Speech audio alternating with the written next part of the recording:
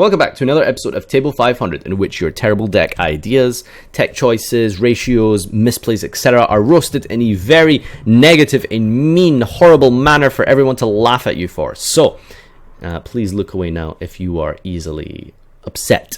Now, this has been sent in by, I guess we'll call him Dragon.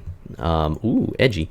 So, we've got today number 86 Turbo. So if anyone knows what number 86, it is number 86 Rhongomyniad. If anyone knows what Rhongomyniad is, for those of you who played in the infamous, I guess we'll call it, triangle format of Shaddoll, Burning Abyss, and Cliffort, you will remember that there was a Tellarknight deck that ran around. And that basically ran this rank 4 monster that would gain crazy towers like broken effects depending on how many materials it had. So he says, after I saw that new number 75 was released and everybody was curious how to use it, well, I had the conclusion that 86 would be a good contender. I don't know what 75 is. The deck works well with and without Brilliant Fusion, and even if I can't summon 75, a number 86 should be always doable with at least 3 materials every duel. The deck is really consistent because I play 3 of everything inside my deck, besides Garnet and Trick Clown. See, there you go, guys. He's been watching my videos. 3 of everything. And things like Hat Tricker or Wolf can be used for other rank 4 3 plays like the Instant Fusion targets. Instant Fusion, man! This guy's playing Instant Fusion without Norden. No fucks given. I play Werewolf in case I have only one Predaplan or Drew Cobra because it can special itself from the hand and isn't once per turn and enables more material for Lynx or 75. Okie dokie. Let's get into it. Game 1. Let's see what we have here. I would assume you're not using the Tellarknight engine, which I guess is fine. You're just playing, generic rank 4 cards that, make rank 4s. Trying to put as many monsters onto the field as possible. And, extra normal summon there. So, Land Phalanx, well, that's cheating. Okay. Whoa! Boy! Alright. So this is a little bit ahead in the future. How many materials we got here? We got 5 materials. I think this guy gains effect as a material, right? So when an opponent's monster activates effect, you can attach to the activated effect becomes each player draws 1. Attach this card to a material. Transfer this card material to it. You can only activate. Alright, so it doesn't give it any effects. It just transfers materials over. So that's really cool. That is actually quite good because the idea here is that you're making the rank 3 plays, but instead of using because obviously rank 3s, level 3s and 4s can't be overlaid with one another, you simply make this rank 3 and then he becomes a material of the new Rongo guy. So you can see it's basically turboing out this in a very, very consistent manner with the plants, which initially you would think, oh wait, that actually doesn't really work because they're level 3. But yeah, this new monster here, for those of you who don't know, it's just been announced, is Gossip Shadow. So he can attach himself to Rongo. And just so we're clear on what Rongo does, if he has 1 or more materials, it can't be destroyed by battle. If it has 2 or more materials, it gains 1500 attack and defense, so it would be up to 3000 each. If it has 3 or more materials, it's unaffected by card effects. If it has 4 or more materials, your opponent can't normal or special summon. It's like Last Warrior from Another Planet or some shit, right? And 5 or more materials, once per turn, you can destroy all cards your opponent controls. It doesn't even need to detach for that. But it detaches in the end phase during each of your opponent's end phases. Okay, cool. So first turn, it does. Yeah, I mean, ideally you'd want to make this guy second because then you could pop their whole field because it's going to detach in their end phase. But let's see where we go here. So our opponent is playing Infernoids. Can he out this? Activate Grass Scoop. What a replay. Let's check his graveyard. I'm gonna check his graveyard real quick. I just want to see his graveyard real quick. I'm sorry. I just really want to play through this. I don't know what. I'm trying to think. Could he actually activate a summon anything? Because it can't be destroyed by battle, and you can't normal or special summon. So what the hell is he supposed to do? You can't normal or special summon. What are you supposed to do in that scenario? I really don't know. Hard drawn grass. He's probably thinking to himself, "Yeah, I hard drew grass. I have the call from the grave for the hand trap on the ash. He must be feeling so good."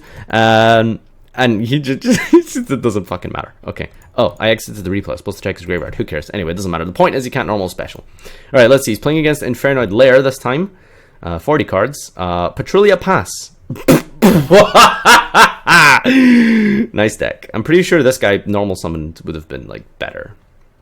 Ash Blossom coming down, but we're gonna try and make some rank 4 plays anyway. Photon Thrasher, this guy. So we've got a 3 material Rongo. So I think that's going to allow him to, let's see here, 3 materials. It's unaffected by card effects, so not terrible. It's a big towers right now.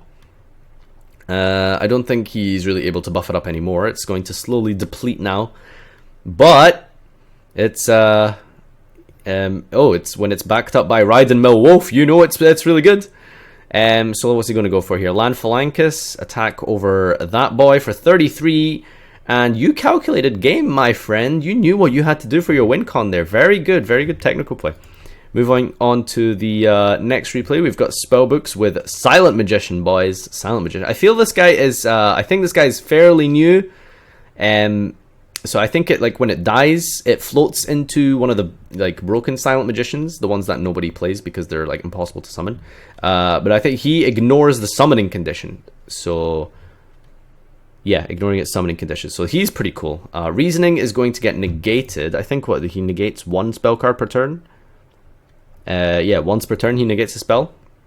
So I mean, I guess you probably misplayed there since it's not like you. Well, I guess not really because you're going to do the plant combo, right? So you had to bait it out in order to activate the Brilliant Fusion. So that makes sense. And it's mandatory, so it's not like he can... Oh, is it mandatory? Could he choose? If this card is... No, not that effect. Once per turn, you plus 1 of spell is activated, you can negate. Okay, so he just messed up. Because I feel like negating a reasoning is probably not really worth it. It just depends. Alright, how many materials we got here? We have 5 materials. And your opponent is going to search a spell book, realize he can't normal summon the prophecy, and... pass like a failure. Oh boy. Okay, we are playing against Cyber Angel Herald, and if you go first, then you're gonna win, right? Oh, you're going second. Interesting. All right, let's see. Oh, okay, that wasn't interesting at all. this was not interesting in the slightest. He did nothing. He did fucking nothing. He did nothing. Surely he had a play here. I mean, he's got Angel Ritual, he's got Dawn, he's got Advanced Ritual Art. Like, come on, you must have had a play here. I don't know anything about this deck, but this just looks like a hand that does stuff. Guess not. Now, I wonder if your deck has OTK potential, or if it literally just is, you know, summon out Big Dude and pass the deck. Alright, Pot of Desires as well. You do have an extra normal summon here. Soul Charge! Boy! You can just make like Skull Dread and then like Soul Charge everything back and then make a material on it. Although to be fair, I think you saw the Soul Charge, you were like, yes, baby, let's do this! When really you probably had game somehow, to be fair. But, you know, I guess summoning Rongo's game anyway. I'm trying to think of how you can out this thing. I legitimately don't know how you can out this thing. I can't think of what you would have to like do to be able to out this. Any suggestions down below? Let me know, because I really am trying to think like what can you out this with. And I don't know. Is this 6 materials? Does this have 6 materials?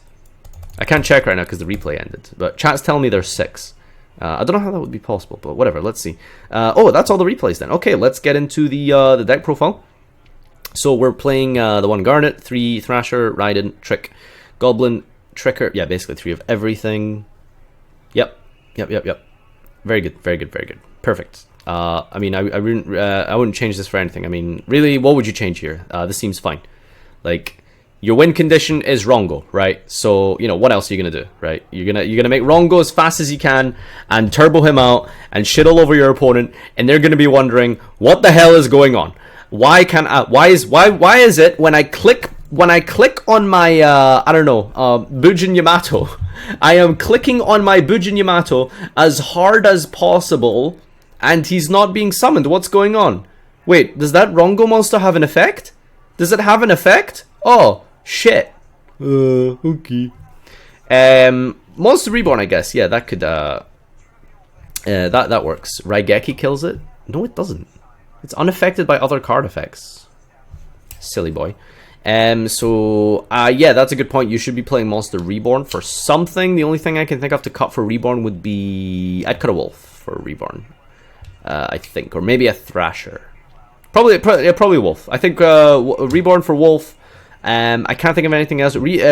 Reasoning's really weird, because, like, if it's blind, then, like, people, I guess, would call 1 because of Infernoids.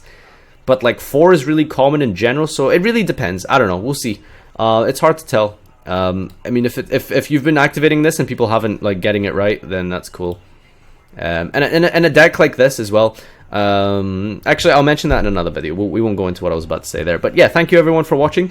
This has been Rhongo Turbo. If you want an example of how the fuck to build a deck correctly once you've realized that you've established a good win condition, this is how you do it, okay? It's a shit win condition. It loses to, like, any competent hand trap, but... well, I mean, it doesn't really, but it depends how you play through it. Then yeah, this is how you build a good deck. You know, you establish what is my win condition and how can I fulfill it as fast as possible. Just like this, okay? There you go, boys. Quick maths. If you want to take part in the series, check the description down below and find out how you can send your replay in. And until next time, this has been Rhongo Turbo.